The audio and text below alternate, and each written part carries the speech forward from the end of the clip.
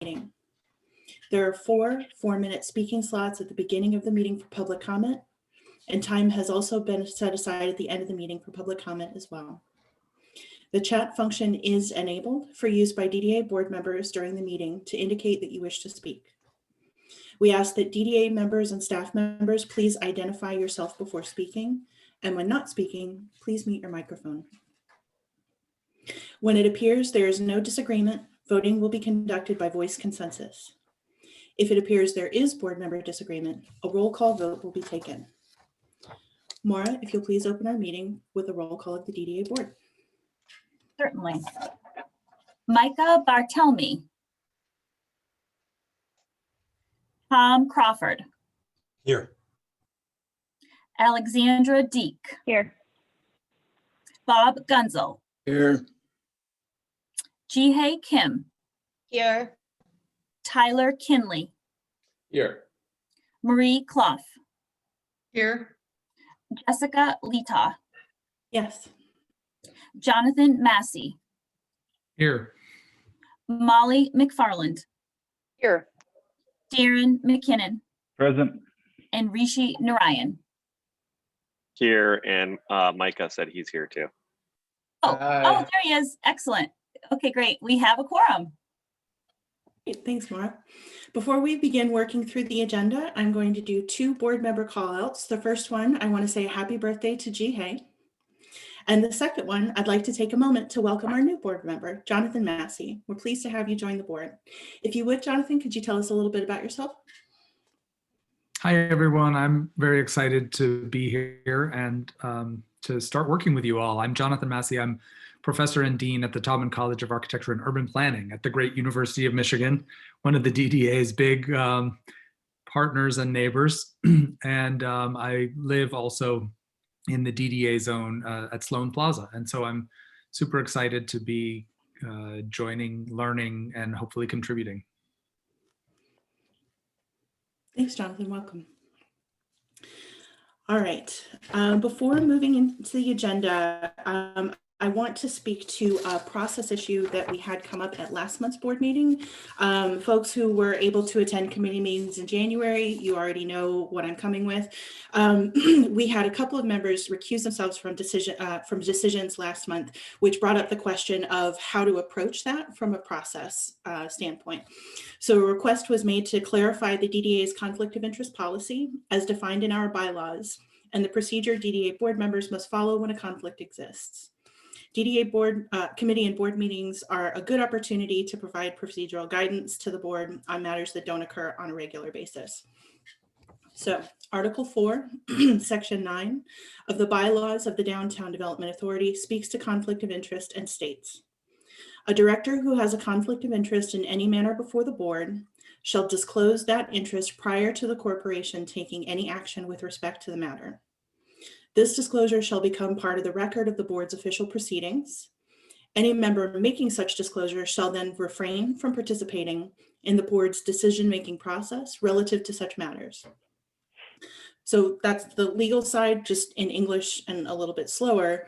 The process for recusing yourself from a decision is to identify that there's a conflict and what it is, and then to formally recuse yourself from discussion and decision. Our legal counsel describes potential conflicts as matters in which directors have a financial interest other than one which is part of the general public financial interest. DDA staff are currently working on language to amend our bylaws to add further clarification to conflict of interest policies and procedures.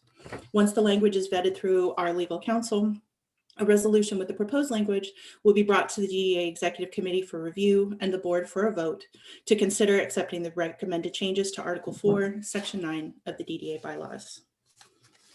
All right, let's get into the business of the business. Can I please have a motion and a second to approve the board meeting agenda? So Jessica, I would like to propose an amendment to the agenda. Okay, so let's get this resolution on the floor and then we'll amend. Perfect. So moved. Darren, thank you. Second from Tom. Tom, thank you. All right, any changes? Yes, I would like to propose that we move the Finance Committee in front of the Operations Committee, because I believe we have a board member or two or whatever that need to leave early. So we want to get to that part of the agenda first. Okay, so help me out, Robert's Rules people. We need to vote on the amendment and then the agenda. Is that correct? That's correct. Okay, all right, so we'll start with a voice vote. All those in favor of the amendment to the agenda, please say aye. Aye. Aye. Aye. Aye. Any opposed? Okay, we have an amendment. And then all those in favor of accepting the amended agenda with Finance Committee reporting out first, please say aye. Aye. Aye. Aye. Any opposed? Okay, we have an agenda. We did have at least one person sign up ahead of time to speak, and I do see members of the public with us. Give me just one moment to find my place in my notes. Kelly, can you help me manage public comment? I believe you have 4 minutes to speak. We ask that you please state your first and last name and your comment. And Kelly, I'll look to you for help. Yes, we just had one person sign up, Alan Haber. So Alan, go ahead. Hello, am I unmuted?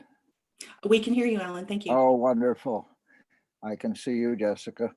So I'm Alan Haber. I live on 3rd Street in the 5th Ward. And as you know, I'm part of the initiating committee for the Ann Arbor Community Commons.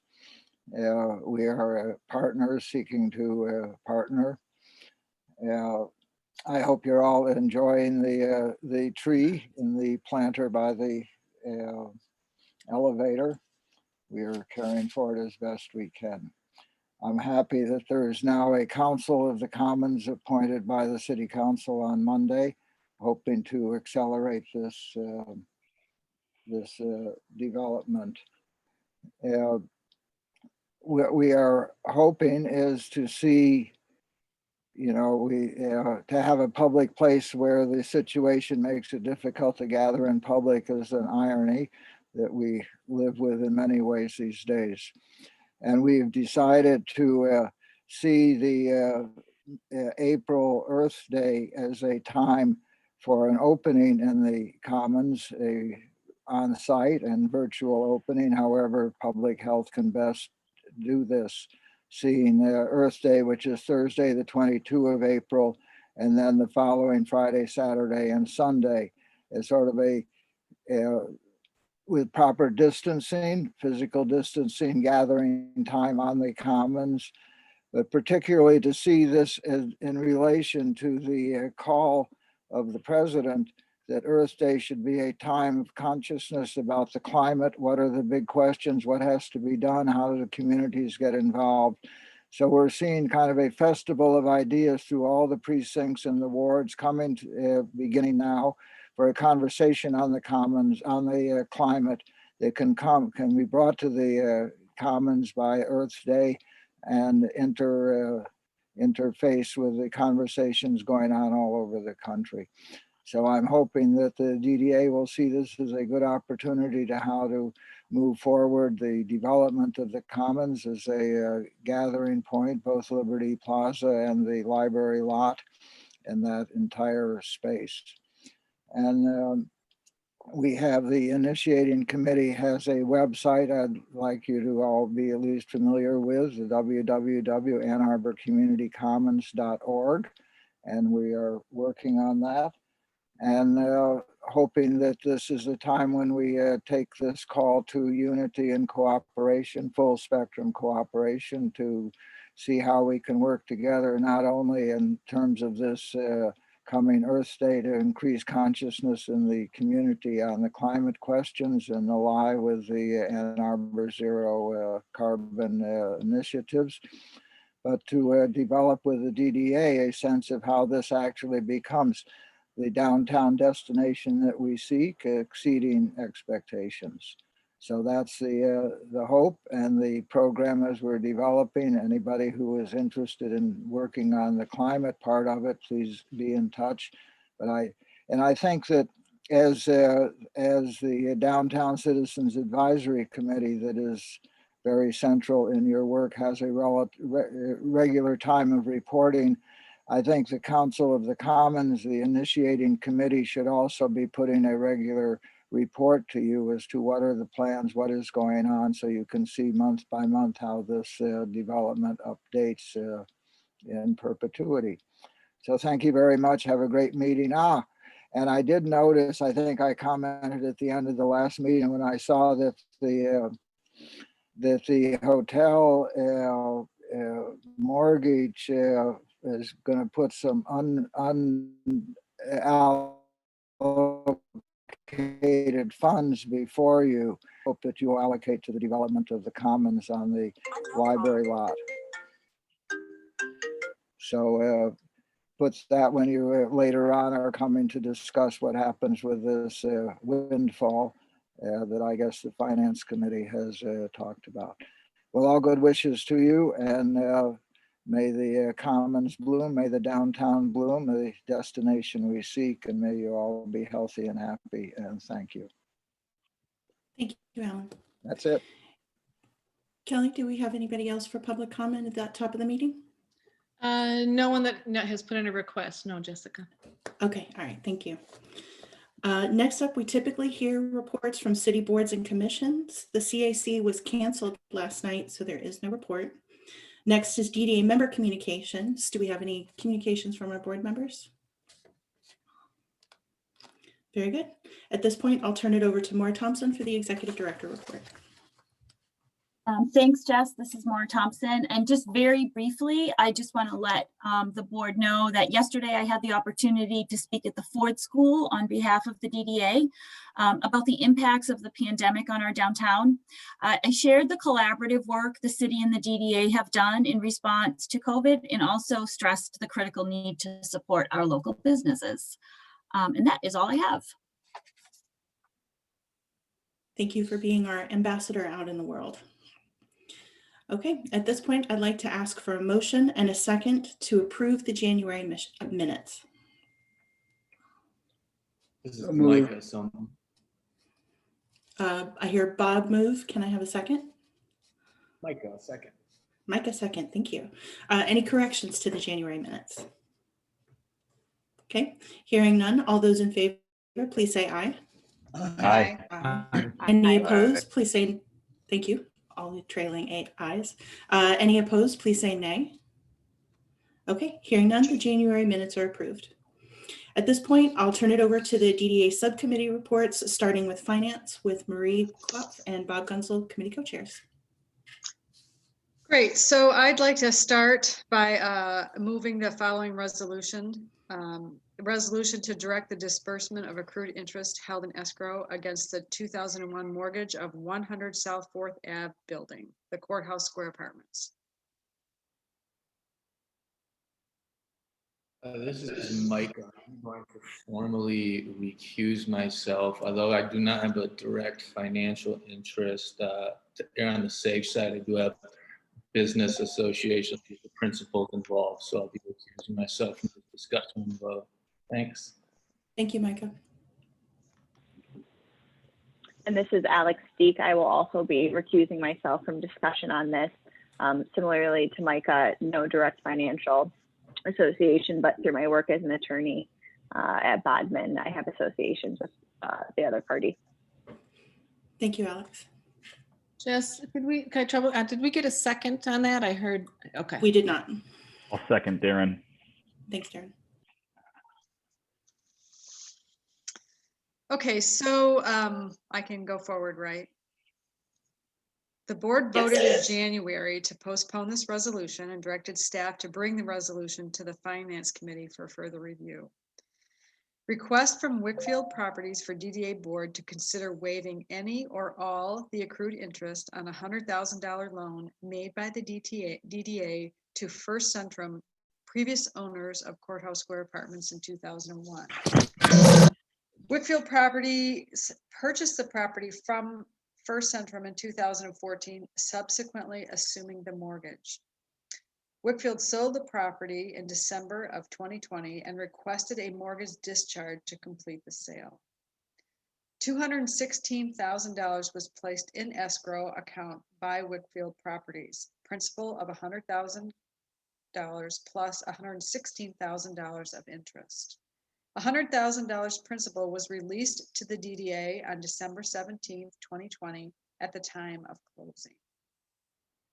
$116,000 interest remains in escrow with distribution to be determined by the DDA board. This is the action currently before you. Upon further review of the mortgage document, staff discovered that the mortgage called for compound interest, resulting in additional interest of $92,725 due to the DDA from Wickfield Properties. Loan was funded from the housing fund. The original loan was funded from the housing fund and was booked as an expense rather than a receivable way back in 2001. After much discussion, the committee recommends directing the disbursement of the $116,000 in accrued interest to the DDA. Collection of the additional $92,275 will be discussed by the Finance Committee in February. Any discussion?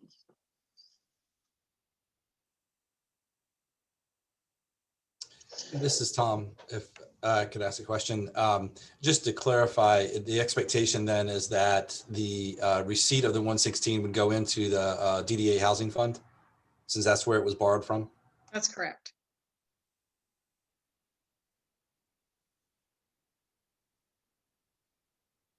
And this is Rishi, since I started the whole process last month. Only fair to say we reviewed it in finance. Marie did an excellent job stewarding that conversation, and had some time to think about it and learn more about it, and everything is up to snuff here. So many other discussions probably to be had for the future, but this is remedying something from many years in the past, or at least acknowledging and solving the problem and moving forward. So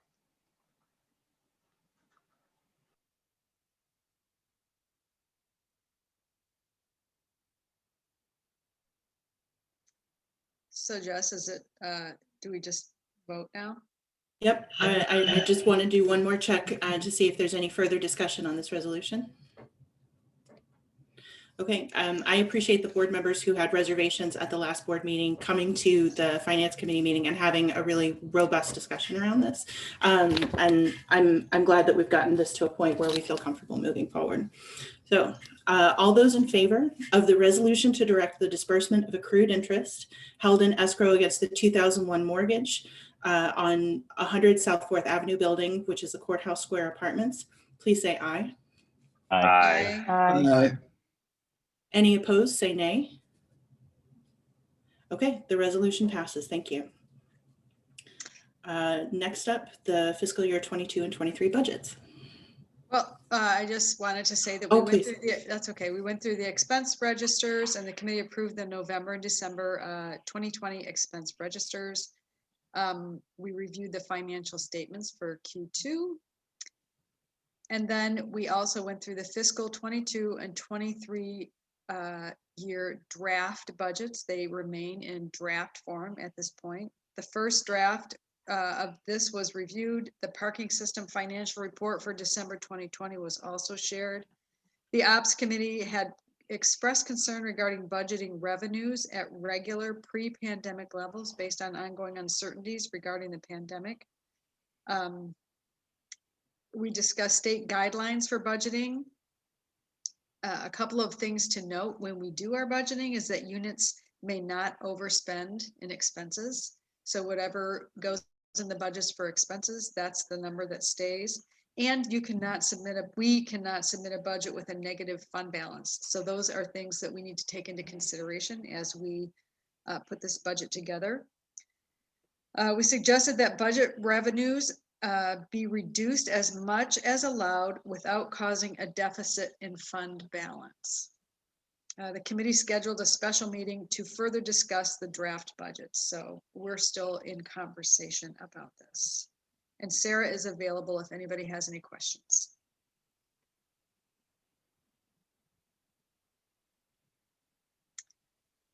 Okay, seeing none, there's a special finance committee meeting Thursday, February 4th at 9:15 a.m. And then the next regular finance committee meeting is scheduled for Thursday, February 25th at 9 a.m. Thanks, Marie. Next up, I'll turn it over to the Operations Committee with Committee Chair Darren McKinnon. Thank you. Let me just get my thing in front of me here. Okay, we have a couple resolutions that we discussed this month's committee, and I wanted to start by moving the first resolution, which is to approve the contract for deterrent fencing at the Forest Street parking structure. This is Marie, so moved. I think Marie meant to second, yes? I meant to second it, yeah. Okay, so we had 5 contractors participate in the pre-bid meeting, and we received bids from 2 of them.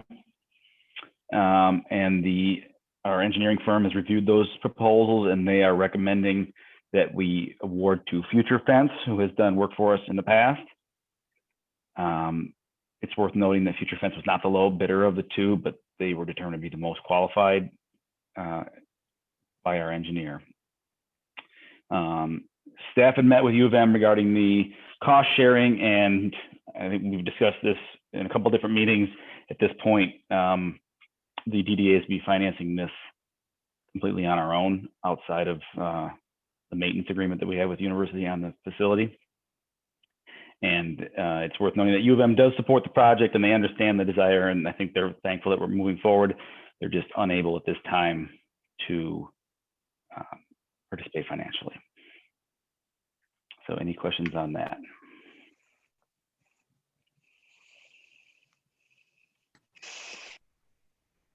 Is this something they've indicated that they would partner on in the future financially as we continue to add fencing? Is this a pandemic finance related issue, or is this where are we at with that partnership?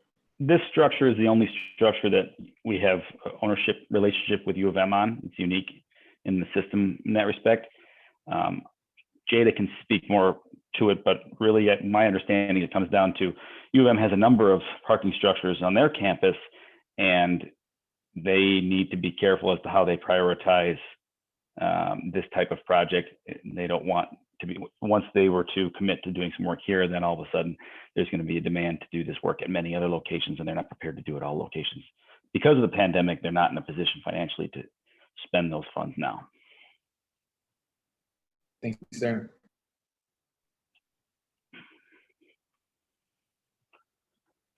This is Jessica, no question. I'm just glad to see this move forward.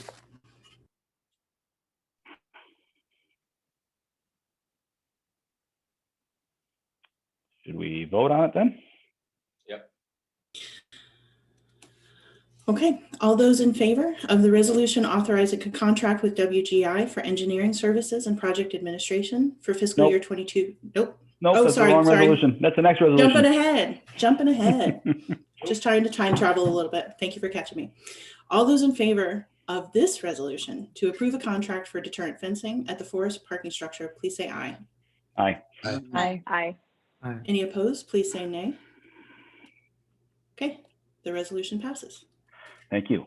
I now have another resolution. As you may imagine, it is for a resolution for WGI Engineering Services for project administration for fiscal year 22 parking structure repair work. So WGI is a new name of the company that used to be Walker Parking Solutions. They're parking consultants that we've worked with for many, many years. And this is just the annual structural work that we do to keep the parking garages in good shape from a structural standpoint only. And Darren, we do need to move and second this one. I'm sorry, I moved this It's okay, resolution. my mistake. Thank you. Mm-hmm. Anybody want to second that one? A second. Thank you. Is that Tyler? Okay. Yes. So just a little background on this. WGI will create construction documents that we can put out for bid. They will help us review the proposals we receive, and they will be involved in the construction phase to oversee the work being done. Their proposal at this time is $105,200, and funds come from the 21-22 parking CIP fund. And we are cognizant of the revenue shortfalls we're dealing with pandemic related impacts, but we do a lot of this work, all of this work, I should say, is of a critical urgent nature. So we really can't delay because it is structural in nature, and delaying it would only cause life safety issues also, it would be more expensive to do the same work in the future. So any questions on that?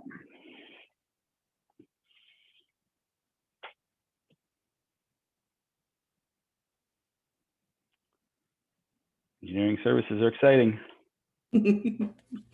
Okay, seeing no further discussion on this resolution.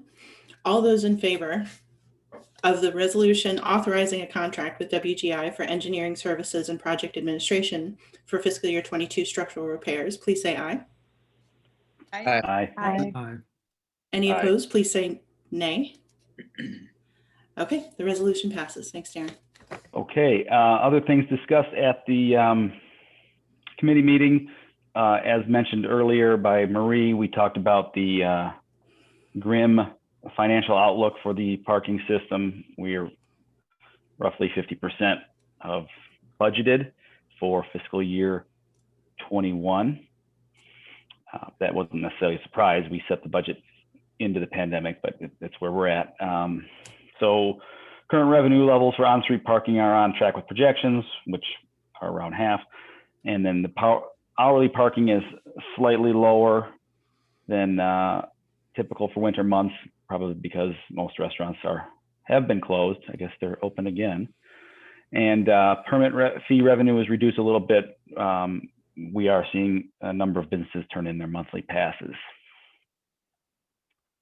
I'm not going to go through the parking and transportation report, but well, it's not that long. We can do this.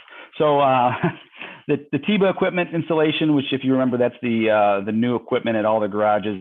We had committed to buying this equipment prior to the pandemic, and so we couldn't cancel. So we are proceeding. That's ongoing. They're at the Maynard Street garage now.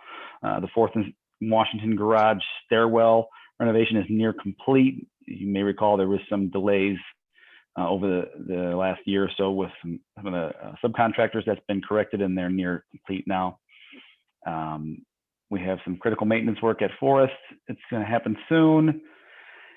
And actually elevator repairs, which we talked about a long time ago, are finally underway. That'll be about 1 month and they'll be back on. There are 2 elevators. They both get worked on and only be one at a time. So at any given point in time, there'll be at least one functioning elevator in that structure. And the Conquer the Cold Pandemic Edition Challenge ran through the end of January. I can't really speak much to that. If any has questions, I'm sure Chris Simmons could help us. And Get Downtown partnered with Show Your Love A2 campaign this year in support of downtown businesses. And the next Operations Committee meeting is Wednesday, February 24th at 11 a.m. That's all I have. Thanks, Darren. Appreciate it. Sorry to wrong foot you there for a moment. Just making sure you're paying attention. All right. Next up, we'll have the Capital Improvements Committee report. I'll turn it over to co-chairs Alex Deek and Molly McFarland. Thanks, Jess. We only have updates, and so I'll start with the Ashley Street project update. At the end of our January meeting, we finalized the Ashley Street construction scope. At the end of the last construction season, DDA staff anticipated remaining bond dollars and the need to plan for spending those dollars within the 3-year bond construction period.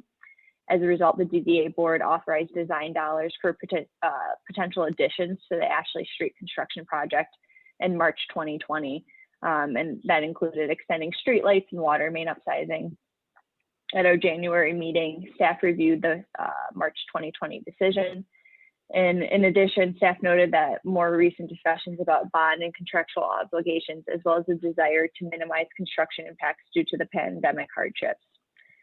To finalize the Ashley Street scope, the project team reviewed one, the decision by some Ashley Street property owners not to fill their vaults, which removed the possibility of installation of street lights, tree plantings, and sidewalk widening between Washington and Liberty. 2, the critical scope to improve safety and restore two-way traffic. And 3, potential additions included in the March 2020 design contract extension. and recommendations about which should advance to the construction phase. The committee supported staff's recommendation to focus construction on safety and restoring two-way traffic. The decision was made not to include water main upsizing between Huron and Washington because it would add to the timeline and cause significant disruption with limited neighborhood benefit. And the decision was made to also not include street lighting and tree planting on the west side between Huron and Washington because it would add disruption and is not a long-term solution. Staff also noted other efforts to reduce neighborhood construction impacts during the pandemic, including coordinating with adjacent owners to inform winter construction and a February start date to reduce the conflict with outdoor dining and retail, and increasing construction support staff and DDA capacity to respond to neighborhood comments and neighborhood discussion. And this will be part of our February CIC meeting discussion as well. The contractors anticipate construction on Ashley between Washington and Liberty from late February to end of May. So I'll stop there. That's the Ashley Street update. If anybody has any other questions before Molly continues. Quick question, Alex. On that stretch that the property owners aren't filling the vaults in the Washington to Liberty, I understand that there's no street lights or sidewalk widening that can be done. Are some of the other, we talked about like wayfinding replacement and trash receptacle upgrades, are those still included in that portion of the project, or are we just not touching anything from sidewalk to building? That's a good question. I don't know the answer to that. We did not talk about that directly, but Amber, do you know, are those elements still included? Yes, this is Amber. We will be tackling those smaller items through our repair program this year. So there are some older wayfinding signs that need to be removed, and then we will be purchasing the newer trash receptacles for the neighborhood as well. Thanks, Amber. Thanks, Amber. Thanks, Alex. So we also have a bond update. So the total project bond for First, Ashley, William, and Huron is $18 million to be used by February 6, 2022, 3 years from the date of issuance. Approximately $2 to $2.5 million remaining that the bond agreement allows for anticipates may be spent on like projects, so bikeway, pedestrian, and streetscape. Staff shared potential project opportunities, including William Street adjustments, people-friendly streets 2, engineering and construction, notably Division and Miller, Catherine, which are further along due to the pilot projects. Street light replacements on streets like Liberty and Washington were also included. Staff will bring updates and related contract recommendations to the February CIC to continue advancing these options. Any questions about that? Amber's here to help. Okay, seeing none. We also have a people-friendly streets phase 2 update. So public outreach will continue in March. Multi-format public engagement is planned, including virtual and paper, to share the DDA's project values and analysis completed during the pandemic. The outreach will help inform design for Division and Catherine and Miller, and help to identify other streets in need of improvement. The team is working with local organizations to engage individuals who wish to participate, but do not have access to technology. Any questions about people-friendly streets phase 2? Nope. Okay. Then with that, the next Capital Improvements Committee meeting will be Wednesday, February 17th, 2021 at 11 a.m. Thanks, Alex and Molly and Amber, much appreciated. Next up is the Affordable Housing and Economic Development, or AHEAD Committee report. I'll turn it over to committee co-chairs Micah Barthelemy and Tyler Kinley. Thanks. So we had Mike Rain back from the UM, who was with us in our December meeting as well, but we had asked him to come back to present to partners, as his first presentation was DDA only. I'll briefly review his updates. Following the MDHHS guidelines, the UM has shifted all but the graduate and health services classes to online for the winter term. The union and league buildings will be accessible for up to 12 hours at a time to students who register through the university's ResponsiBlue app. Michigan does plan to resume in-person classes in fall of 2021. We also discussed the plans for the former Fingerly lot. They are currently on hold. The future options of residence halls or extended athletic facilities are being considered for the site. We also revisited UM's plans to create greater density by replacing Northwood, which are the graduate apartments on North Campus, with multi-level structure or structures. We also had our normal partner join us, and these are their updates from this past month. From the ride, plans to restore full service in August. AAATA will release its business plans in late February or early March for public feedback. On the state budget, there remains a risk point sense of optimism that there will be more support under the new presidency. The RTA has not yet set a start date to restart the Detroit to Ann Arbor service, the bus service. Air ride remains suspended due to the ongoing reduction in air travel. Moving on to the library, we had,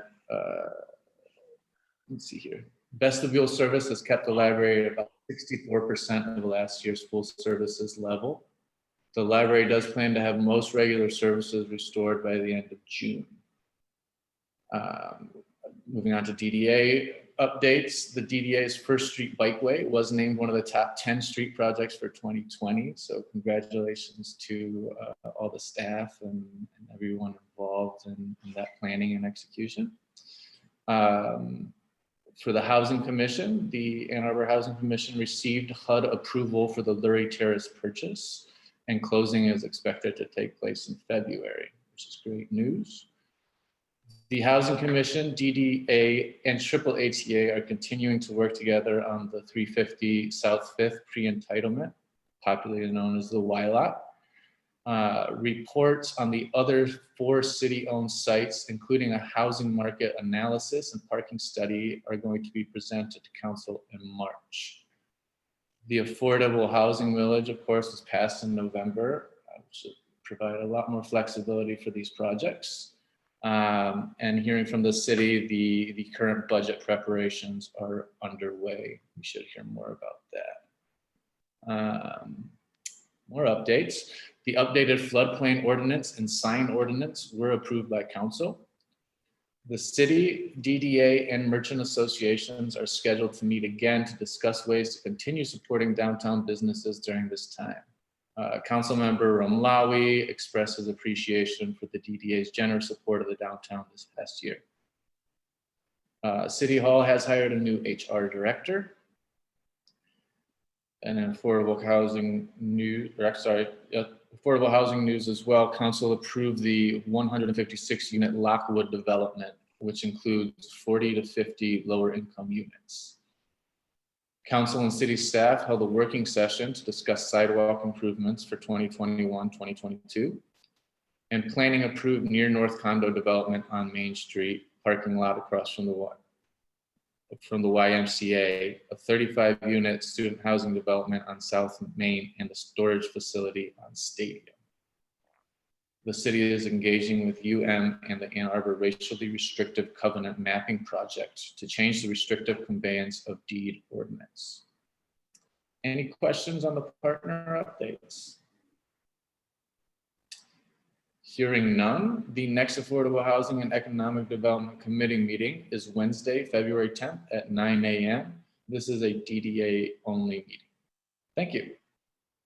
Thanks, Micah. All right, next up we have the Executive Committee report. First up, I'll ask for a motion and a second on the resolution to approve an office lease with 150 South 5th LLC. Second.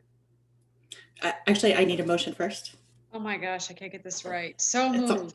Thanks, Marie. Thanks, Darren. All right, so to the resolution, the DDA's building lease ends June 30th of this year. 150 South Fifth LLC has prepared a new one-year lease agreement for the board's consideration. The rate has been adjusted to $27 per square foot and includes the option for one 5-year extension at an increase of 3% per annum, and includes an additional flat charge of $400 per month for utilities. The executive committee does recommend this resolution.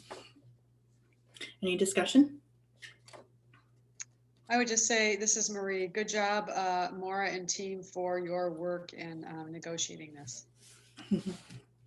I second.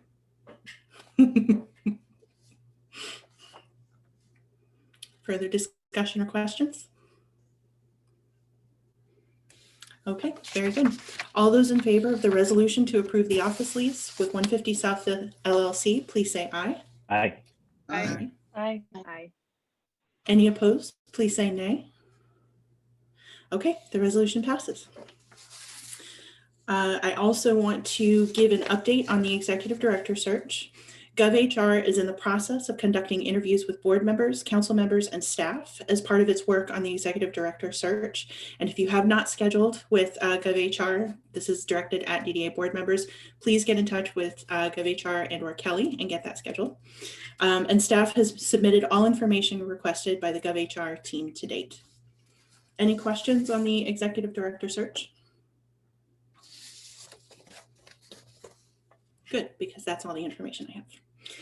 We also reviewed today's board meeting, today's board agenda at the executive committee meeting. The date and time of the next committee meeting are March 3rd, 2021 at, Kelly, this says 12, but it's 11, right? It's at 11 a.m. The executive, yes, my apologies. Yep. All good, all good. Just making sure. Okay, is there any DDA new business to discuss? Okay, seeing none, we'll move to the public comment portion at the bottom of our meeting. I can see by our participants list that we have members of the public attending our meeting. Thank you for being here today.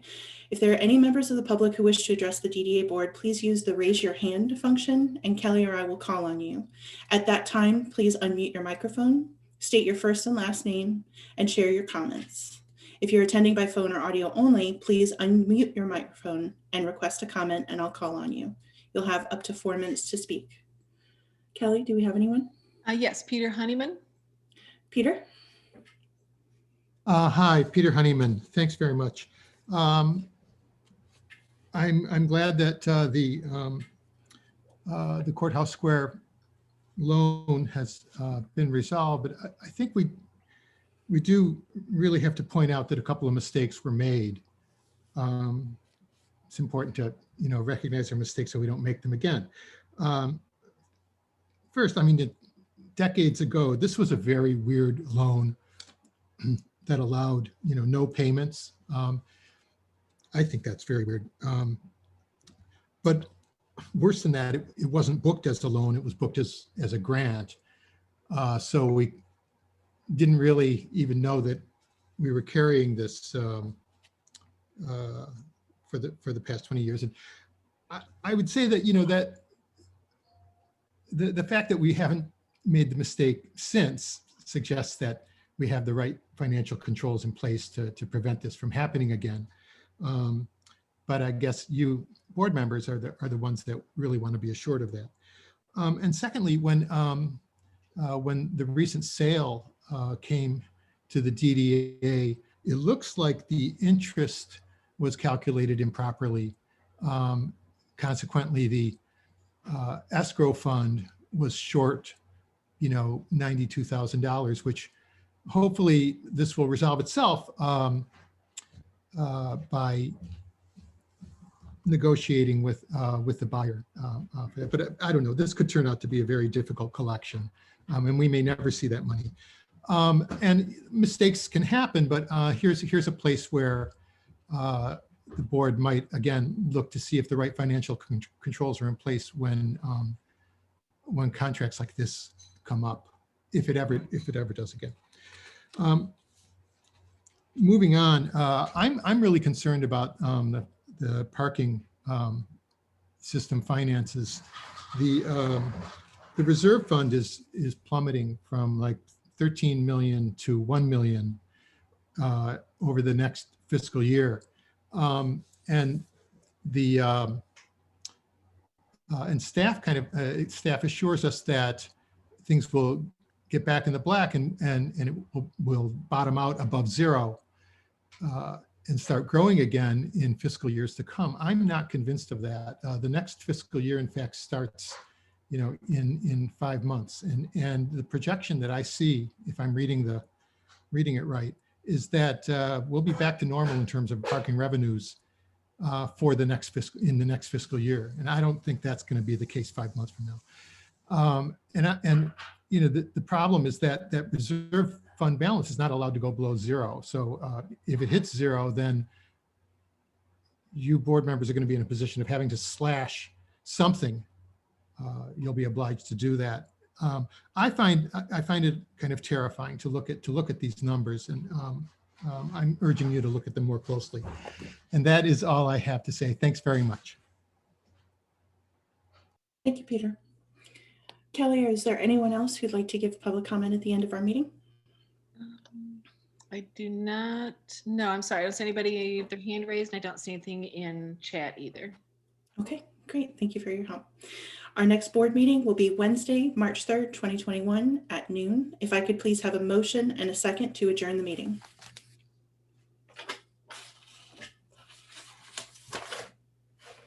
So moved. Karen, thank you. Second.